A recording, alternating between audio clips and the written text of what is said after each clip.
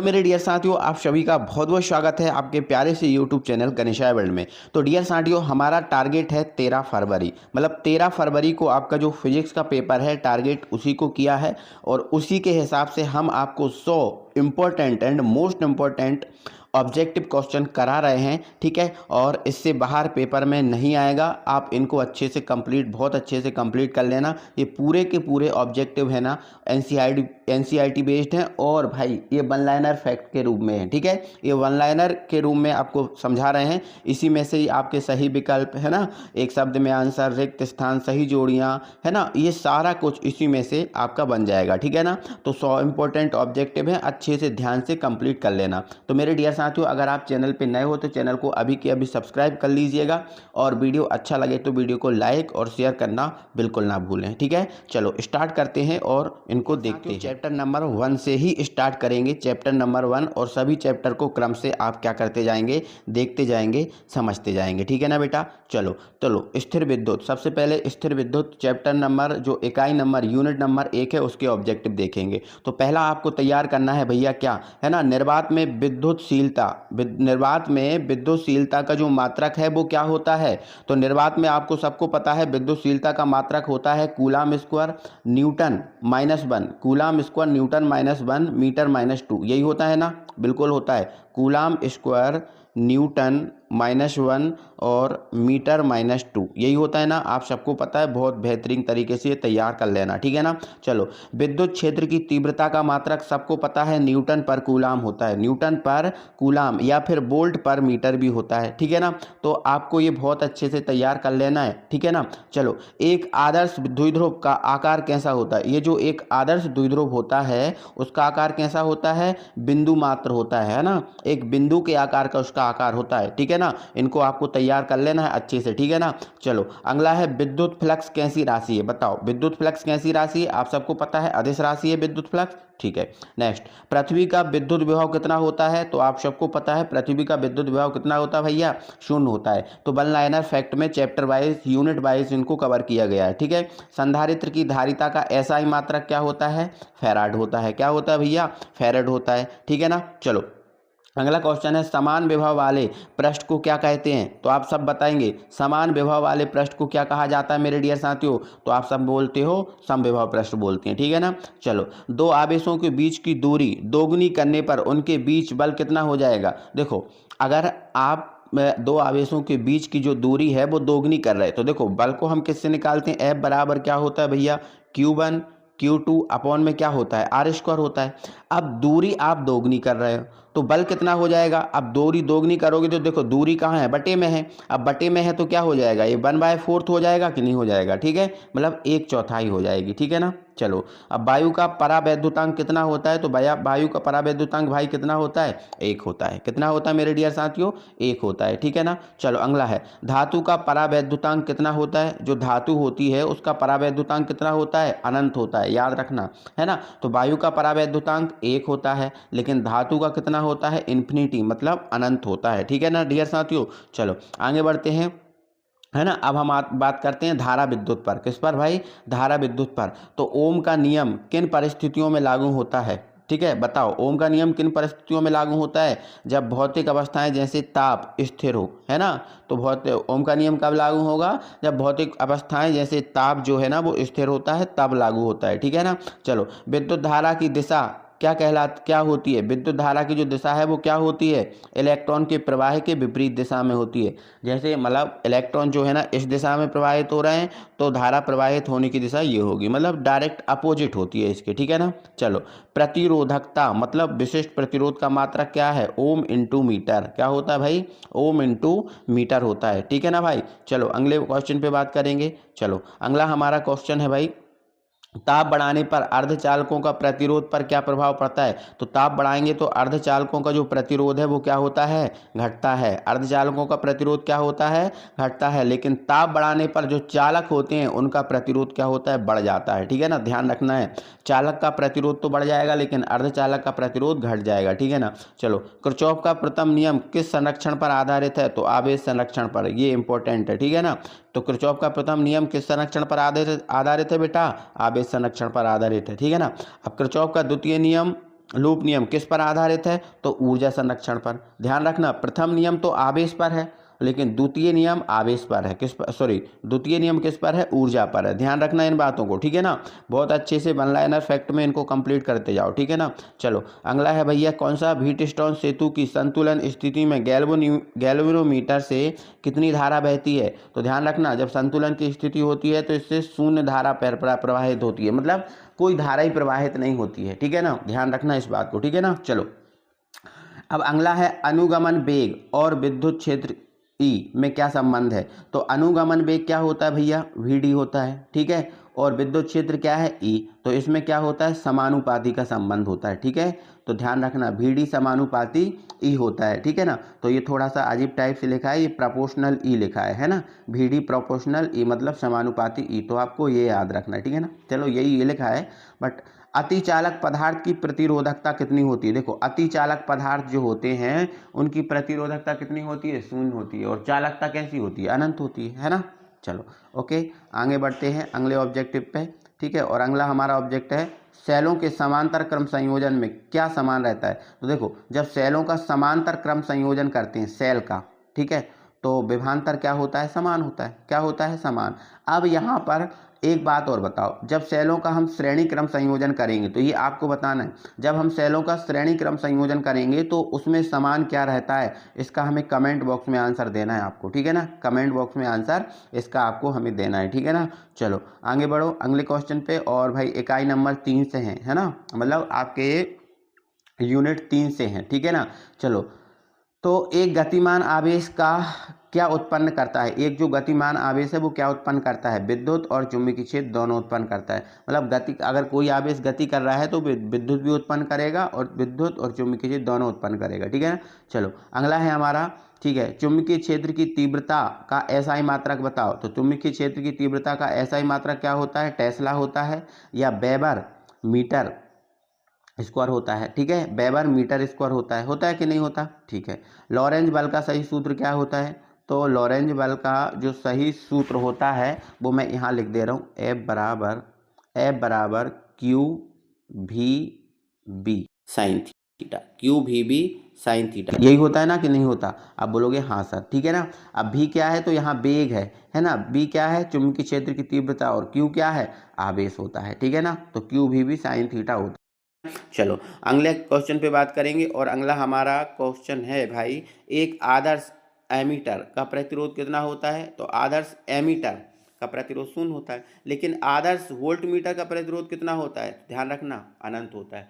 Ammeter का शून्य और वोल्ट मीटर का अनंत, ठीक है। संट यहाँ लिखा है, संट लिखा है। संट का उपयोग क्यों किया जाता है? गैल्वेनोमीटर को जलने से बचाने और उसे एमीटर में बदलने के लिए। ध्यान रखना, तो गैल्वेनोमीटर का उपयोग क्यों किया जाता है ना।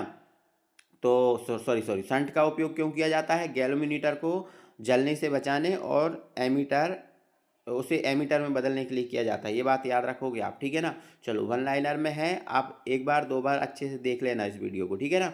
चुंबकीय फ्लक्स का एसआई मात्रक बताओ। तो चुंबकीय फ्लक्स का एसआई मात्रक वेबर होता है। लोहा किस प्रकार का पदार्थ है? तो लोहा लोहे चुंबकीय पदार्थ है ना। तो आप चुंबकीय पदार्थ कौन अनुचुंबकीय पदार्थ है, इनको भी पढ़ लेना, ठीक है ना। चुंबकीय प्रवृत्ति का मात्रक बताओ क्या होता है? यह मात्रक ही नहीं, ध्यान रखना, चुंबकीय जो प्रवृत्ति है उसका कोई मात्रक नहीं होता भाई, ध्यान रखना इस बात को। चुंबकीय प्रवृत्ति का कोई मात्रक नहीं होता, ठीक है ना। चलो अगले क्वेश्चन पे बात करेंगे, तो है ना। अभी तक जिसने भी लाइक नहीं किया है बेटा, प्लीज वीडियो को लाइक करो जरूर से, है ना। क्यूरी ताप पर लोहे चुंबकीय पदार्थ किस में बदल जाता है? मतलब क्यूरी ताप की बात की है, तो क्यूरी ताप पर कोई भी लोहे चुंबकीय जो पदार्थ है वो अनुचुंबकीय पदार्थ में बदल जाता है। ध्यान रखना, क्यूरी ताप पर कोई भी लोहे चुंबकीय पदार्थ अनुचुंबकीय पदार्थ में चेंज हो जाता है, कन्वर्ट हो जाता है, बदल जाता है, ठीक है ना। चलो अगले क्वेश्चन पे बात करो। और अगला हमारा इकाई नंबर 4 से है, ठीक है ना। 100 ऑब्जेक्टिव कराना है तो 100 ही कराएंगे आपको, ठीक है ना। चलो, लेंस का नियम किस संरक्षण सिद्धांत पर आधारित है? भैया ऊर्जा संरक्षण। ध्यान रखना, हमने ये पढ़ा है किरचॉफ का जो द्वितीय नियम है वो भी ऊर्जा संरक्षण पर आधारित है और ये भी ऊर्जा संरक्षण पर आधारित है। तो आप मुझे बताओ, किरचॉफ का प्रथम नियम कौन से सिद्धांत पर आधारित है? तो आप बोलोगे सर आवेश संरक्षण पर, ठीक है ना। चलो, भंवर धाराओं का उपयोग कहाँ होता है बताओ? तो भंवर धाराओं का उपयोग प्रेरण भट्टी, ट्रेनों के ब्रेक आदि में होता है। ध्यान रखना, भंवर धाराओं का उपयोग कहाँ होता है? प्रेरण भट्टी, ट्रेनों के ब्रेक, इनमें होता है। ठीक है ना। चलो आगे बढ़ो, अगले क्वेश्चन पे बात करो, है ना। स्वप्रेरकत्व का मात्रक क्या है? बोलो, स्वप्रेरकत्व का मात्रक क्या होता है? हेनरी होता है। ठीक है ना। ट्रांसफार्मर किस सिद्धांत पर आधारित है? भैया अन्योन्य प्रेरण। भैया ये क्वेश्चन आप बहुत अच्छे से कर लेना, ये सिद्धांत वाले एक ना एक आपके दिमाग पेपर में टपक जाएगा, बिल्कुल, है ना। तो ट्रांसफार्मर किस पर है? अन्योन्य प्रेरण पर। किस पर है? अन्योन्य प्रेरण पर। ठीक है ना, ध्यान रखना। ओके चलो, अब मुझे आप ये बताइए कमेंट बॉक्स में कमेंट करके, है ना, अभी आपने ऊपर पढ़ लिया है ना, तो ऊर्जा संरक्षण के सिद्धांत पर कौन कौन आधारित है ये बताइए आप। ठीक है ना। चलो, तो प्रत्यावर्ती धारा एसी को मापने वाले यंत्र आधारित किस पर होती है? ऊष्मीय प्रभाव पर। मोस्ट इंपॉर्टेंट ऑब्जेक्ट, है ना। प्रत्यावर्ती धारा एसी को मापने वाले जो यंत्र हैं वो किस पर आधारित होते हैं? ऊष्मीय प्रभाव पर। भारत में घरों में प्रयुक्त एसी की आवृत्ति कितनी होती है? तो भारत के घरों में प्रयुक्त एसी की आवृत्ति होती है 50 हर्ट्ज। कितनी होती है बेटा? 50 हर्ट्ज होती है।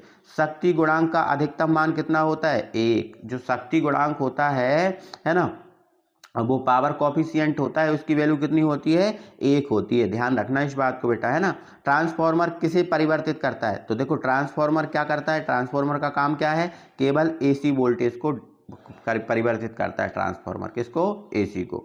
चौक कुंडली का कार्य क्या है? तो ऊर्जा हानि कम करके धारा को नियंत्रित करना, है ना। ऊर्जा की जो हानि है उसको कम करके धारा को नियंत्रित करना, ये चौक कुंडली का काम है। ठीक है ना भाई। चलो, अनुनादी परिपथ में प्रतिबाधा जेड का मान कितना होता है? अनुनादी परिपथ में बिल्कुल ध्यान रखना न्यूनतम होता है, केवल आर के बराबर। ध्यान रखना, अनुनादी परिपथ है तो उसमें प्रतिबाधा का मान कितना होगा भैया? न्यूनतम होगा। ये आपको आंसर टिक करना है। ठीक है ना भाई। चलो अगले ऑब्जेक्ट पे बात करेंगे, और अगला ऑब्जेक्ट है हमारा चैप्टर नंबर 5, मतलब इकाई नंबर 5 से है। ठीक है। चलो, विद्युत चुम्बकीय, एक सेकंड, विद्युत चुम्बकीय तरंगों की आवृत्ति कैसी होती है? बताओ कैसी होती है? तो ध्यान रखना, विद्युत चुम्बकीय तरंगें अनुप्रस्थ होती हैं। अच्छा बताओ, अनुदैर्ध्य तरंगों के उदाहरण बताओ। तो अनुदैर्ध्य तरंग में कौन आएगा? तो विशेषकर कौन आती है? ध्वनि आती है। तो आप ऐसे याद रखना कि इसमें देखो धा आ रहा है, और अनुदैर्ध्य में भी धा आता है, तो ध्वनि कौन सी है? अनुदैर्ध्य है। ठीक है ना। चलो, निर्वात में ईएम तरंगों का वेग कितना होता है? निर्वात जो है ना, उसमें ईएम तरंगों का वेग कितना होता है? ठीक है, तो भैया 3 × 10⁸ मीटर पर सेकेंड, और यही प्रकाश का वेग है भैया, यही प्रकाश का वेग है। ओजोन परत किन तरंगों को सोखती है? तो पराबैंगनी किरणों, मतलब यूवी किरणों, अल्ट्रावायलेट रेस को सोखती है। ठीक है ना। ध्यान रखना, परत किन को सोखती है? पराबैंगनी किरणों को। ठीक है ना। चलो पे बात करेंगे। अच्छा एक सेकंड मेरे भाई, है ना, बोला है कि रिमोट जो होता है, क्या होता है? रिमोट कंट्रोल में कौन सी तरंगें उपयोग होती हैं? तो रिमोट कंट्रोल में इंफ्रारेड, मतलब अवरक्त, जो आपके घर में रिमोट है ना, है आपके घर में रिमोट, तो अवरक्त तरंगें उपयोग हो जाती हैं। ठीक है ना। अच्छा, सबसे अधिक आवृत्ति वाली तरंगें कौन सी होती हैं? तो जिसकी सबसे ज़्यादा आवृत्ति होती है वो गामा होती हैं। क्या होती हैं? गामा, सबसे ज़्यादा आवृत्ति है इनकी। ठीक है। दृश्य प्रकाश की तरंगदैर्घ्य सीमा कितनी है? तो लगभग 400 नैनोमीटर से 700 नैनोमीटर। किसकी? दृश्य प्रकाश की, जो हम जिस प्रकाश से हम देख सकते हैं ना, उसकी है आवृत्ति। ठीक है ना। चलो, तो जल्दी से आप हमें बताओ, किसने अभी तक लाइक नहीं किया है? लाइक करो। किसने चैनल को सब्सक्राइब नहीं किया है? सब्सक्राइब करो। ठीक है ना। और किसने शेयर नहीं किया है तो शेयर भी कर दो। ठीक है ना। चलो आगे बढ़ते हैं। चलो भाई, अगला है हमारा क्वेश्चन कि विस्थापन धारा का स्रोत क्या है? जो विस्थापन धारा होती है उसका स्रोत क्या है? तो समय के साथ परिवर्तित विद्युत कोहरे में देखने के लिए उपयोगी तरंगें। ठीक है, एक सेकंड, समय के साथ परिवर्तित विद्युत क्षेत्र। तो विस्थापन धारा का स्रोत क्या है? समय के साथ परिवर्तित विद्युत क्षेत्र। कोहरे में देखने के लिए उपयोगी कौन सी तरंगें हैं? तो ध्यान रखना, रिमोट में भी अवरक्त और कोहरे में देखने के लिए भी अवरक्त। ठीक है ना। हर्ट्ज ने किन तरंगों की खोज की थी? रेडियो तरंगों की। ध्यान रखना, हर्ट्ज ने किसकी खोज की थी भैया? रेडियो तरंगों की खोज की थी। किसने भाई? हर्ट्ज ने। ईएम तरंगों में विद्युत क्षेत्र और चुंबकीय क्षेत्र के बीच कोण कितना होता है? तो ध्यान रखना 90 डिग्री। ठीक है ना, 90 डिग्री, मतलब इसको अपन π/2 भी बोल सकते हैं, है ना, क्योंकि पाई का, एक सेकेंड भाई, हाँ 1 सेकंड, कोई दिक्कत नहीं, थोड़ी सी मिस्टेक हो गई थी।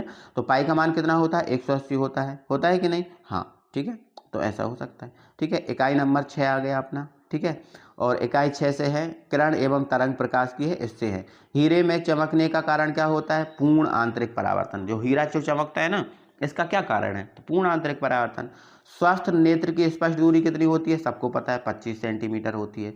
आकाश के नीले रंग का कारण क्या है? तो भैया जिसमें जो रंग का कारण है, जैसे रंग लाल हुआ, नीला हुआ, है ना, रंग जब भी रंग से संबंधित कोई भी चीज आए तो आप प्रकीर्णन लगाना, ध्यान रखना। जब भी रंग से संबंधित कोई चीज आए तो आप क्या लगाना? प्रकीर्णन लगाना। तो प्रकाश का प्रकीर्णन इसका बेटा सही आंसर है ना।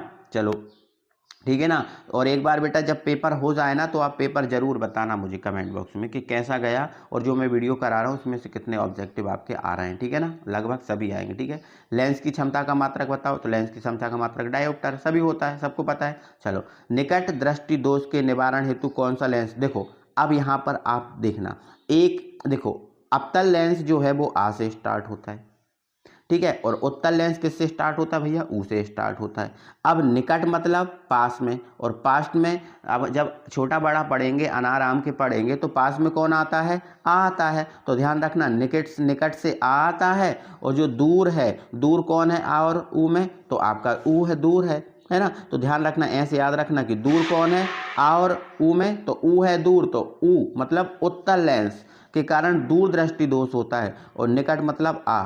ठीक है, अवतल से क्या होता है ना, अवतल के निवारण के लिए किसका उपयोग करते हैं? सॉरी निकट दृष्टि दोष के निवारण के लिए अवतल, और दूर के लिए क्या? उत्तल। ये बात याद रखना है आपको, ठीक है ना। चलो अगला क्वेश्चन पे बात करो। ठीक है, तरंगों के अध्यारोपण से क्या होता है? जब तरंगों का अध्यारोपण होता है तो उससे क्या होता है? तो व्यतिकरण की घटना होती है। जब तरंगों का अध्यारोपण होता है तो उससे व्यतिकरण की घटना होती है। ठीक है, प्रकाश का ध्रुवण क्या सिद्ध करता है? जो प्रकाश का ध्रुवण होता है वो क्या सिद्ध करता है? प्रकाश की अनुप्रस्थ प्रकृति।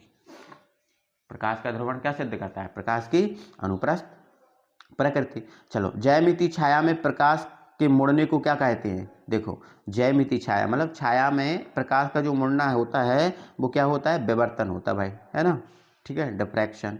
चलो अगले ऑब्जेक्ट पे बात करेंगे भाई। अगला ऑब्जेक्ट, प्रकाश की तरंग प्रकृति की पुष्टि किसने की थी? हाइगेंस ने, है ना। किसने की थी भैया? हाइगेंस ने। दो कला संबंध स्रोतों के बीच कलांतर कैसा रहता है? समय के साथ स्थिर। ध्यान रखना भाई, है ना। दो कला संबंध स्रोतों के बीच जो कलांतर है वो कैसा होता है? समय के साथ स्थिर होता है बेटा, ठीक है ना।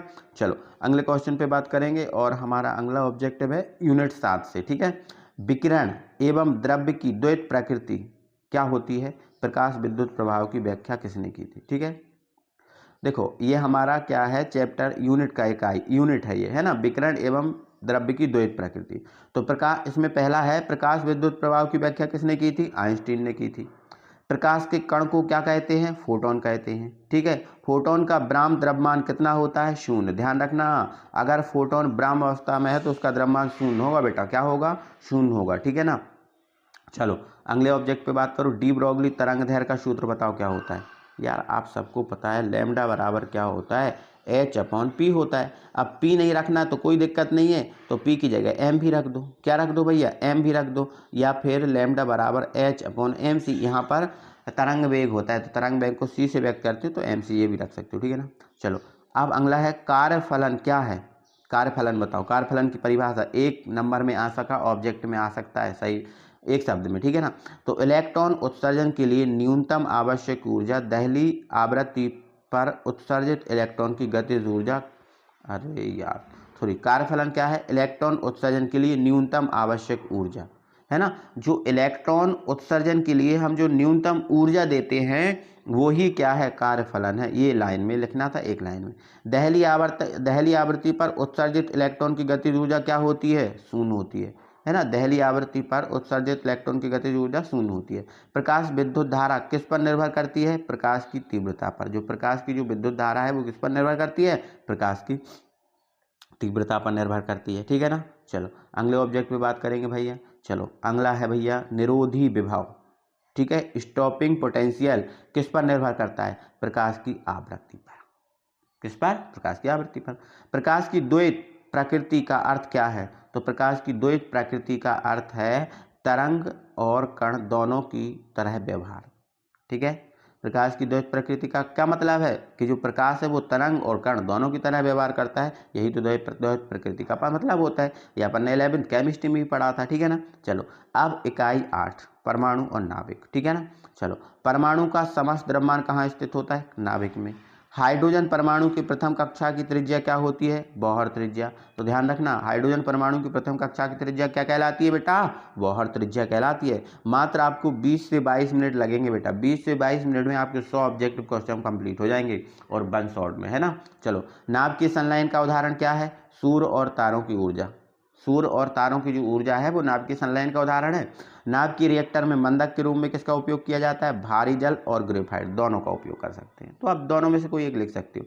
ठीक है, एक AMU किसके बराबर होता है? 931 मैप के बराबर होता है। ठीक है, ध्यान रखना, एक AMU की वैल्यू होती है 931 मैप। चलो अगला है, अब भैया अगला हमारा क्या है भैया? तो देखो अगला है हमारा कि परमाणु बम किस सिद्धांत पर आधारित है? परमाणु बम नाभ के विखंडन पर। सबसे अधिक बंधन ऊर्जा प्रति न्यूक्लियन किसकी होनी चाहिए? आयरन की होती है। किसकी होती है? आयरन की होती है। ठीक है ना भाई। चलो सौर ऊर्जा का मुख्य स्रोत क्या है? हाइड्रोजन का हीलियम में संलयन। जो सौर ऊर्जा है इसका मुख्य कारण क्या है? हाइड्रोजन का हीलियम में संलयन होता है। ठीक है भाई। चलो अब नाभिक के अंदर कौन सा बल सबसे प्रबल होता है? वाह कितना अच्छा क्वेश्चन। नाभिक के अंदर नाभिक के अंदर कौन सा बल सबसे प्रबल होता है? तो प्रबल नाभ के बल। और सब बता, जो गुरुत्वाकर्षण बल होता है बेटा वो सबसे दुर्बल बल होता है। तो ध्यान रखना, गुरुत्वाकर्षण बल सबसे दुर्बल होता है, लेकिन भैया सबसे प्रबल कौन सा है? नाभ की आकर्षण बल। ठीक है ना। कण वास्तव में क्या है? कण वास्तव में क्या है? या फिर बीटा कण वास्तव में क्या है? जो बीटा लिखा है ना इसको ऐसा लिखते हैं बीटा। ठीक है, तो तीव्रगामी इलेक्ट्रॉन है। बीटा कण वास्तव में क्या है? तीव्रगामी इलेक्ट्रॉन है। क्या है? तीव्रगामी इलेक्ट्रॉन। अब इकाई 9 यूनिट 9 पे आ गए हैं बेटा। एन प्रकार के अर्धचालक में बहुसंख्यक वाहक कौन होते हैं? तो देखो एन कैसा, ऐसे याद रखना इनको। देखो एन कैसा होता है बेटा? एन मतलब नेगेटिव, और नेगेटिव कौन होते हैं? इलेक्ट्रॉन, है ना। अब अगर P आ जाए तो P का मतलब क्या होता है? पॉजिटिव, और पॉजिटिव कौन होते हैं? होल होते हैं। कौन होते हैं? होल। तो ध्यान रखना भैया, N प्रकार के अर्धचालक में बहुसंख्यक धारावाहक कौन होते हैं? इलेक्ट्रॉन। लेकिन अगर P की बात करें तो होल लगाना आप। ठीक है ना। चलो ये आ भी गया है ना। चलो ये दूसरा क्वेश्चन है वैसे। ठीक है, और एक और बात सुनो, 1 मिनट, एक और बात सुनो, है ना। ये 1 सेकंड इसको हटाता हूँ फिर बता रहा हूँ। ठीक है ना। चलो देखो ये हमारा अगला ऑब्जेक्टिव है। P प्रकार के अर्धचालक के लिए कौन सी अशुद्धि मिलाई जाती है? त्रिसंयोजी। देखो P, देखो N है, N प्रकार के अर्धचालक के लिए वो पंच संयोजी अशुद्धि मिलाई जाती है। कौन सी मिलाई जाती है भैया? पंच संयोजी मिलाई जाती है। P प्रकार N के लिए पंच संयोजी और P के लिए कौन सी? त्रिसंयोजी मिलाई जाती है ना। अच्छा, पंच संयोजी में कौन आता है? तो पंच संयोजी में आता है नाइट्रोजन हो गया, फास्फोरस हो गया, आर्सेनिक हो गया, ये मिलाए जाते हैं। ठीक है ना। और त्रिसंयोजी में जैसे, ठीक है, इंडियम हो गया, बोरॉन हो गया, ये लोग मिलाए जाते हैं। ठीक है, तो इनको याद रखना है आपको। ठीक है ना। चलो अर्धचालक का ताप गुणांक कैसा होता है? तो अर्धचालक का ताप गुणांक कैसा होता है? ऋणात्मक होता है। ठीक है ना। चलो पीएन संधि डायोड का उपयोग कहाँ किया जाता है? दिष्टकारी के रूप में। किसमें? दिष्टकारी के रूप में। जेनर डायोड का उपयोग बताओ। ध्यान रखना बहुत अच्छा है, नियंत्रण या वोल्ट रेगुलेशन में किया जाता है, वोल्टेज रेगुलेशन में जेनर डायोड का उपयोग। ठीक है, ध्यान रखना इन बातों को बेटा, है ना। चलो एलईडी का पूरा नाम बताओ। तो एलईडी का सबको पता है भैया, लाइट एमिटिंग डायोड, प्रकाश उत्सर्जक डायोड। ठीक है, परम शून्य ताप पर अर्धचालक कैसा व्यवहार करता है? तो कुचालक की तरह। परम शून्य ताप पर अर्धचालक कुचालक की तरह व्यवहार करता है। ठीक है ना। चलो, है ना। अब भैया चलो ये चीज़ मैंने बताई थी। एन प्रकार की अशुद्धि पंच संयोजी का उदाहरण बताओ। तो ये है, आपको पहले ही ऊपर बता दिया मैंने। ठीक है ना। चलो अब ये यूनिट 9 के ही हैं बेटा, है ना। चलो एक बार देख लो, सार्वत्रिक गेट से संबंधित कौन से हैं? तो सार्वत्रिक गेट क्या है? नैंड और नॉर। ठीक है, तो ये जो नैंड मतलब जो मतलब एंड और नॉट से बने या फिर और नॉट से बने, उन्हें आप सार्वत्रिक गेट कहते हैं। नैंड गेट का बूलियन व्यंजक क्या होता है? नैंड गेट का बूलियन जो व्यंजक होता है वो क्या होता है? तो आप बताओ भाई। ठीक है, हाँ तो आपको एग्जैक्टली समझ में नहीं आया होगा ये वाला, है ना, बट मैं यहाँ लिख के बता रहा हूँ। ठीक है ना। तो ए डॉट बी होता है, इस पर क्या लगा होता है? बार। तो ये नैंड गेट का बूलियन व्यंजक है। ठीक है ना। नैंड का मतलब क्या होता है?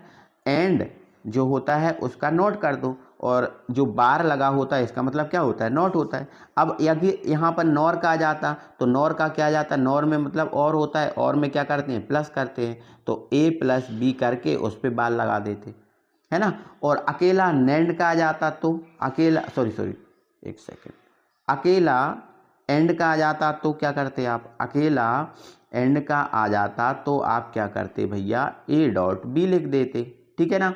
और अकेला और का आ जाता तो क्या लिखते आप, ए प्लस बी लिख देते, है ना। और इसको बाय के बराबर करते, इसको भी बाय के बराबर करते, ठीक है ना। चलो, और आपको नॉट का तो पता ही है ना। जैसे ए है आपका इंटरनल टर्मिनल, तो इसका उल्टा कर देंगे तो आपका ये बी आ जाएगा, ठीक है ना। चलो, अगला है मिश्रित और विभेद। मिश्रित और विभेद, विद्युत द्विध्रुव आघूर्ण का मात्रक क्या है, ठीक है। मिश्रित और विभेद विद्युत द्विध्रुव आघूर्ण का मात्रक क्या होता है, कूलाम, ठीक है, dot metre, coulomb dot metre होता है, ठीक है ना। एक फैराड कितने कूलाम के बराबर होता है, सबको पता है 96,500 कूलाम, लेकिन सही वैल्यू बेटा 96,487 है, ध्यान रखना 96,487 है सही वैल्यू, इसको ही हम 96,500 मान लेते हैं, ठीक है ना। लेंस की फोकस दूरी किस रंग के लिए न्यूनतम होती है, तो बैगनी रंग के लिए न्यूनतम होती है, लेकिन अधिकतम किसके लिए होती है, तो लाल के लिए होती है। किसके लिए होती है, लाल के लिए होती है, ठीक है। प्राथमिक इंद्रधनुष के बाहर की ओर कौन सा रंग होता है, तो ध्यान रखना लाल, है ना। और अंदर की ओर कौन सा होता है, बैगनी होता है। सौर सेल किस सिद्धांत पर आधारित है, प्रकाश विद्युत प्रभाव, ध्यान रखो।